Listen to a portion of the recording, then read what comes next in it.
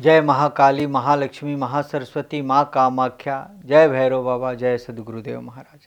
श्रीमद् देवी भागवत महापुराण प्रथम खंड के पंचम स्कंद में 30 अध्याय की कथा हम लोग सुनने जा रहे हैं। देवी द्वारा निशुभ का वध। व्यास जी बोले, हे राजन, वह पराक्रमी निशुभ अब मृत्यु अथवा विजय का निश्चय करके पूरी तैयारी के साथ सेना सहित समरभूमि में उपस्थित हो गया। अपनी सेना साथ में लेकर शुभ भी उस निशुभ के पास आ गया और युद्ध कला का पूर्ण ज्ञान रखने वाला वह दैत्यराज शुभ रण में दर्शक बनकर युद्ध का अवलोकन करने लगा। इंद्र सहित समस्त देवता तथा यक्षगण संग्राम में देखने की इच्छा से आकाश मंडल में मेघ पटलों में छिपकर विराजमान हो गए। निशुभ रणभूमि में पहुंचा। सिंह का बना हुआ धनुष लेकर भगवती जगदम्बा को भयभीत करता हुआ उनके ऊपर बाणों की बौछार करने लगा।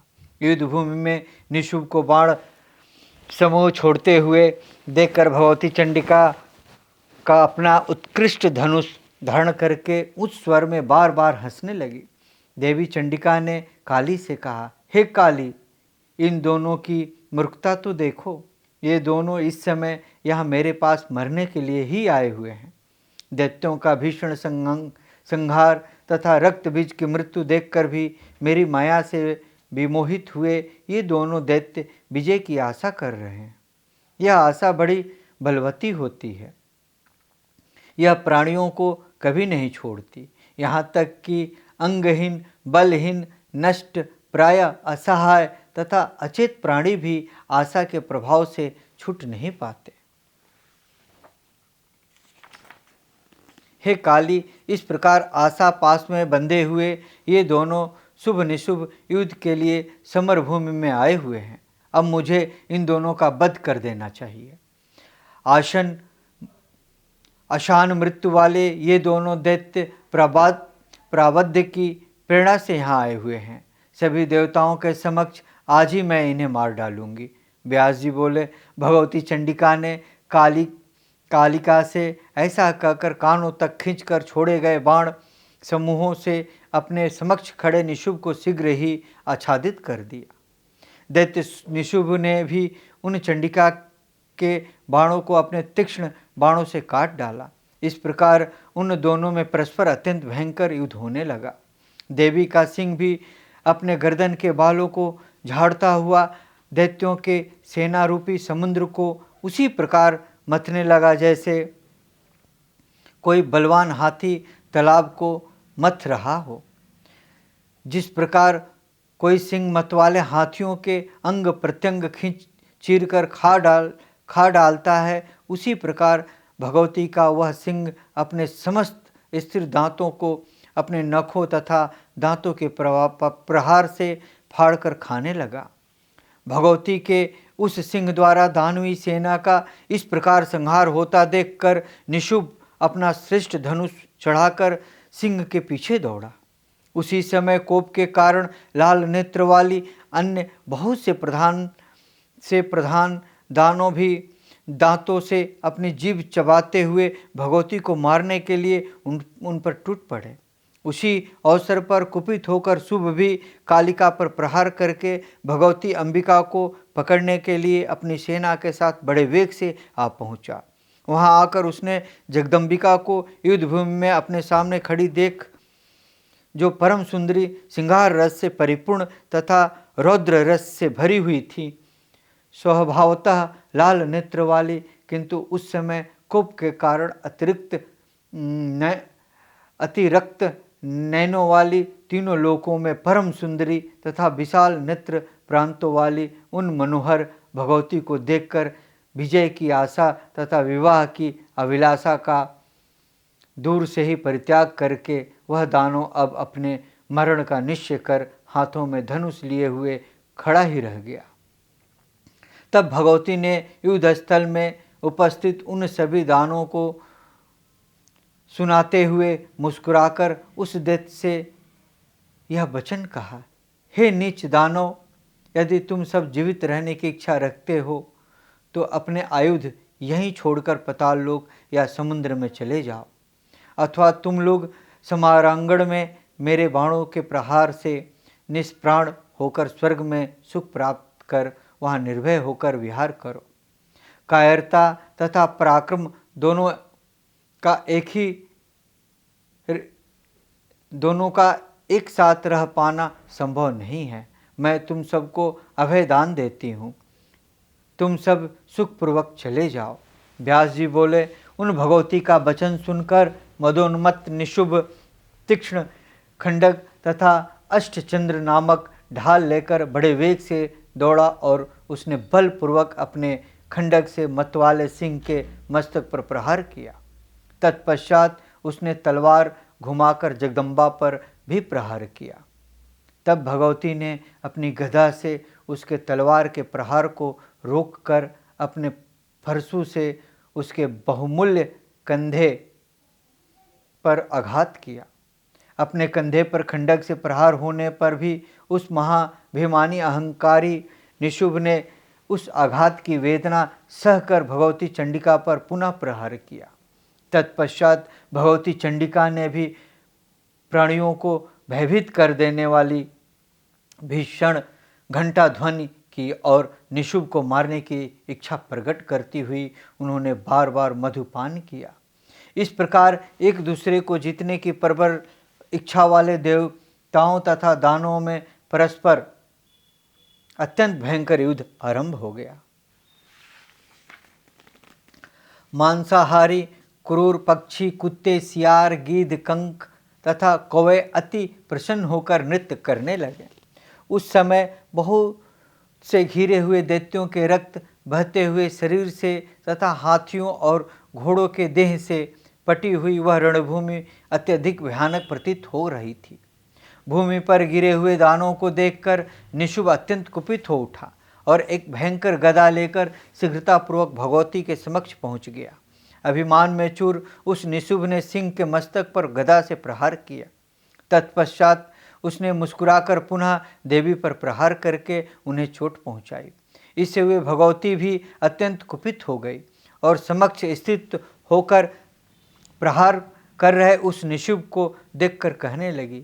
देवी बोली, हे मंदबुद्धि, मैं तलवार चला रही हूँ, तुम तब तक के लिए ठहर जाओ जब तक मेरी यह तलवार तुम्हारी गर्दन तक नहीं पहुँच पाती। इसके बाद तुम यमपुरी निश्चित ही पहुँच जाओगे। व्यास जी बोले, ऐसा कहकर भगवती चंडिका ने एकाग्रचित्त होकर बड़ी शीघ्रता से अपने कृपाण से उस निशुभ का मस्तक काट दिया। इस प्रकार भगवती के द्वारा सिर कटा हुआ अत्यंत विकराल वह धड़ हाथ में गदा धारण किए देवगणों को भयभीत करता हुआ इधर उधर घूमने लगा। तत्पश्चात भगवती ने तीक्ष्ण बाणों से उसके दोनों हाथ और पैर भी काट दिए। इसके बाद पर्वतों के समान शरीर वाला वह पापी दैत्य प्राणहीन होकर धरती पर गिर पड़ा। प्रचंड पराक्रम वाले उस निशुभ दैत्य के गिर जाने पर भय से कंपित दानव सेना में महान हाहाकार मच गया।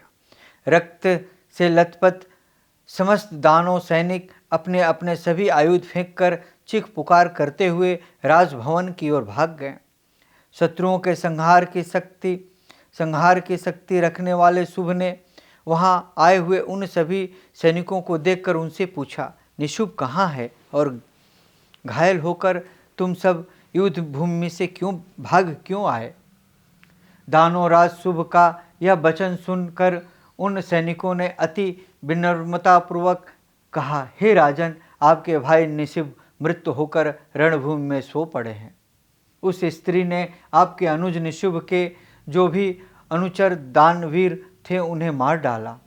यही सब समाचार आपको बताने के लिए हम यहाँ आए हुए हैं। उस चंडिका ने इसी समय युद्ध भूमि में निशुभ का संहार किया है। अतः हे राजन, उसके साथ समर भूमि में आपके लिए आज युद्ध करने का उचित अवसर नहीं है। आप यह निश्चित रूप से जान लीजिए कि देवताओं का कार्य सिद्ध करने के उद्देश्य से दानव कुल का संहार करने के लिए यह कोई अद्भुत देवी प्रकट हुई है। यह सामान्य नारी नहीं है, अपितु देवी रूपिणी कोई अति उत्तम शक्ति है। अद्भुत चरित्रों वाली ये देवी देवताओं के भी ज्ञान से परे है। ये कल्याणी भगवती अनेक रूप धारण करने में समर्थ है। माया के मूल तत्व का पूर्ण ज्ञान रखने वाली है और अद्भुत भूषण तथा समस्त प्रकार के आयुध धारण करने वाली है। गूढ़ चरित्रों वाली इन देवी को जान पाना अत्यंत कठिन है। ये दूसरी काल रात्रि के समान प्रतीत होती है। असीम के भी पार जा सकने में समर्थ ये पूर्णतामयी देवी सभी शुभ लक्षणों से संपन्न है। समस्त देवतागण अंतरिक्ष में स्थित होकर देव कार्य सिद्ध करने वाली परम अद्भुत स्वरूपिणी उन देवी का निर्भीकता पूर्वक स्तवन कर रहे हैं। यदि आप शरीर की रक्षा करना चाहते हैं तो इसी समय पलायन ही परम धर्म है। इस शरीर की रक्षा हो जाने के बाद पुनः आनंददायक अनुकूल समय आने पर संग्राम में आपकी विजय होगी, इसमें कोई संदेह नहीं है। हे राजन, कभी कभी काल बलवान को भी बलहीन बना देता है और पुनः समय आने पर उसे बलशाली बनाकर विजय की प्राप्ति करा देता है। कभी कभी काल विषम परिस्थिति में दाता को भी भिखारी बना देता है और पुनः कुछ समय बीतने पर उसी भिखारी को धन देने वाला बना देता है।